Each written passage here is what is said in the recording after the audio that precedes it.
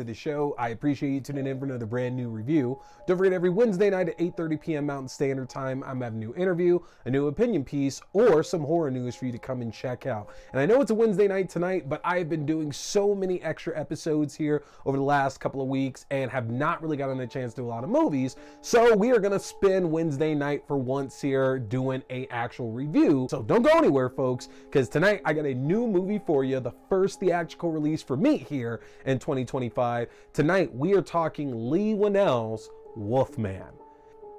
So let's not waste any time, let's jump right on into things. If you haven't seen the trailer for Wolfman before, this tells the story of family man Blake, who travels along with his wife Charlotte and daughter Ginger to his home state of Oregon after finding out of the passing of his father and has to come and settle his affairs. But once they reach his father's farmhouse, they find out that unfortunately the same beast that was lurking in the woods once upon a time in Blake's younger years is still lurking about now and might seek to keep both him and his family stuck there forever.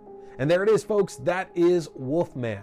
Now, you might remember Leigh Whannell as being the writer and director of another Universal monster movie just a few years prior, The Invisible Man. Now, that film took a concept we had seen done numerous times and expanded on one of the more popular ways of doing that and taking a very much science and tech-based approach to it, to where it turned out that the Invisible Man wasn't somebody who swallowed a serum or came up with some kind of new medicine. In fact, it was this new overly techie suit that made the wearer completely invisible. Now, that movie, absolutely phenomenal. The character work that they do in it and the way they look at misogynistic relationships, domestic violence, and with one of the best jump scares and surprise killings of all time in that. Trust me, that dinner scene, woo, ridiculous. And so moving into another Universal monster movie, I think that there is a lot of pressure and a lot of expectations being set on Leigh Whannell here to do another one of these, because if he happens to knock it out of the park and hit 2 for 2, then I think a lot of people are really going to start thinking that he might be the guy that you need to keep on top of all of your monster movies that you have out there at this point. And I know this year we are actually getting a Frankenstein film from Maggie Gyllenhaal, but if he kills this one, there is an argument to be made that we need to wash out any other director and just let Leigh Whannell tell whatever stories that he would like to tell here. And I've talked about before on the show that movies about werewolves typically go into one or two different pathways. Either one, it's just going to be a run-of-the-mill, werewolves are attacking, we have to survive the night, wait for the full moon to go down. Movies like Dog Soldiers, or even most recently, Werewolves. Or you have something a little bit more at stake, kind of like the Beast Within last year with Kit Harington, and then loads and loads of others, because that's typically the way that these Wolfman movies turn out. And they both can be good, but the thing is that you can't really ride that line. You have to commit to one or the other, or else it's just too murky and your film doesn't exactly sprout the message, the strong message that you might want it to. And Leigh Whannell definitely commits to one specific side here, focusing on this young man who, when he was a kid, dealt with all of this trauma coming from living with his father. Living in that kind of environment couldn't have been easy for Blake at all, and we see that he's affected by that trauma as the relationship is shown with his wife and his daughter. There's this point at the beginning of the film to where he snaps at his daughter for not listening to him, but then he very quickly sees the effect that he's had on her and seeks to, apologize and explain for the reason why he is, which doesn't make up for it, but it does show that accountability. When Blake finds out that his father is dead, it was refreshing for him just to address that right up front with his family and let them know that he was sad about it, and that even though him and his dad are estranged, haven't spent any time together and who knows how long at this point, that it still upsets him that he didn't have more time and a better way of understanding him, and finding out that he's dead does have an effect on him. And I thought that was so refreshing to see the depiction of talking about these kind of problems up front and not having to pry them away, not having to rip back all these layers. Because Chris is very much somebody who's hurting. And we see that to where, when he talks to his wife Charlotte, played by Julia Garner, he very much mentions the fact that she's a fantastic mom, but between the two of them, that their relationship isn't exactly great right now, and that he wants to do the work to try to get it better. And again, there's so much good therapeutic like actions happening in the beginning of this film. It was very, very healthy to see it, because typically a lot of times when we see the depiction of the Wolfman, it's somebody who's dealing with a lot of repressed trauma in their lives. And we know we already have that with Blake and his father, but very clearly he's trying to work on that with his family and not allow that to continue. And things go very fast paced once they get going. Once him and his family get to Oregon, you know, they're almost immediately attacked, which sets all the events of this one evening into effect. And that's a big thing here about this film. It takes place over one night. I very much enjoyed that storytelling choice, just because typically speaking, a lot of these tales will spend so much time trying to convince somebody that they're not a werewolf while they're having all these side effects to it. You know, we're talking about an American Werewolf in London or in Paris. There's this idea of them being able to see the people that they've killed as they talk to them. They're their own ghosts. And we didn't need all of that here, because like The Invisible Man, Leigh Whannell and Corbett Tuck, who helped write this film as well, take an approach to the movie from, again, the more scientific element of it. And I don't mean that there's going to be some rich billionaire who's behind all this that's been experimenting on werewolves or anything like that. That's not what I mean in the least bit. But it's kind of funny that, considering all of the hate that the design of the Wolfman got back around October last year, and folks making jokes and everything about it, that it does fit with, again, the story that they're trying to tell and how they're approaching this, kind of like a disease. There is a title card at the beginning that kind of sets up like exactly what people in the area believe, you know, lycanthropy or whatever you want to call it, to actually be in here.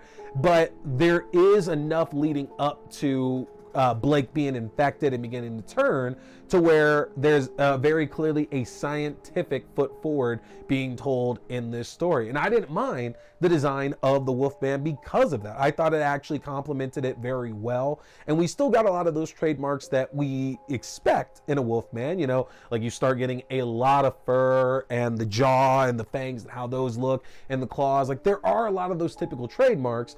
I think just folks are really, like, after the last like 10, 15 years of werewolves in modern movies, good or bad, they're expecting maybe a little bit more of the, you know, the long jaw coming out and hair everywhere. And that's just not what we're going for here. We're not trying to make it completely over the top.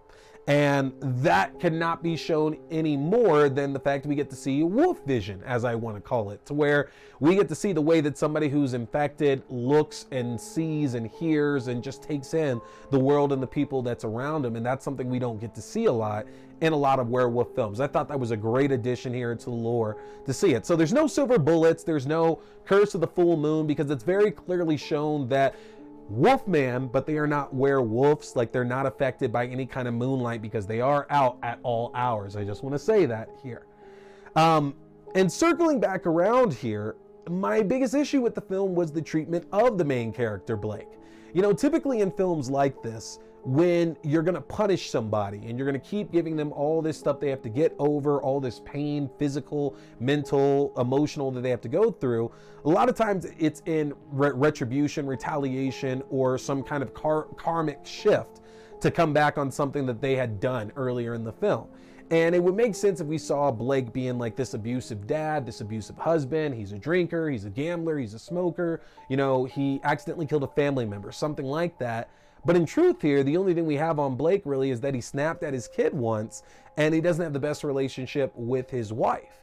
And when you see all the stuff that Blake has put through here in this film, it just didn't sit well with me. And I'm a guy who loves like these downer of horror films, you know, whether it's a good or a bad ending. I can deal with a lot of bad endings, but I'm cool with all that happening in horror films. I have no issues with that at all. But again, usually there's a reason for it. And I'm having issues dealing with the whole idea of this is Blake stopping the generational trauma, when there's already been points in the movie that shows that Blake is aware of the generational trauma that's been passed down to him, and that he's doing everything in his power to stop that. Like, I feel that if the idea is that we're taking the whole turning into a werewolf thing even further, as this showing that he has to stop this trauma from happening to his family, he's already been doing that. So now we're doubling up on him doing something, and it just hasn't really shown that he should be put in that position in the first place. You know, there's this whole big sins of the father will be passed down upon the son. but it really just doesn't play here with the way that Blake is presented in this film. And I might be wrong. Y'all let me know after you've seen this here whether or not you think it's fair the way that Blake ultimately gets treated. But that ended up being my big problem coming out of this film, and it stopped it from hitting the levels that The Invisible Man hit for me. Like, I think that there's at least a couple jump scares that will actually catch a couple people off guard. And it is actually pretty visceral. You know, like the Wolfman's always been a creature, a frantic creature. And that's very much on display here in this film for sure. Whether it's blood, teeth, flesh, like there is a decent amount of that once things kind of get into it. But again, the short runtime, the strong character work from the limited cast we have: Christopher Abbott, Julia Garner, Matilda Firth, who plays Ginger, you know, all do an excellent job. Was a big fan of the FX for sure. It's just, again, that one story element that I just can't wrap my head around. But I'm curious, after y'all get a chance to see it, let me know in the comment section if I'm just doing too much here thinking about the way that Blake was treated. But either way, y'all, make sure to get subscribed to my channel as I got more great reviews coming your way here. The best way to do that is to go to my link tree, which you can access at linktr.ee/tscarymovie. If you get subscribed to my link tree, that's going to give you access to the YouTube page for the video versions of the show, your favorite podcasting platforms, the audio-only versions of the show, to the Letterboxd page for my reviews and movie rankings throughout the year, to my TikTok page for short horror content, including movie news and movie premieres, to my Twitch page for all my horror gaming, including The Thing Remastered and Phasmophobia, and my Fangoria shop page, where you can enjoy a 20% discount off anything in the Fangoria shop. Hit that subscribe button, folks, so you can stay on top of all the content I'm dropping for you. And stick around, I got more great reviews coming your way. My name is T. We've been talking scary movies. Stay scared.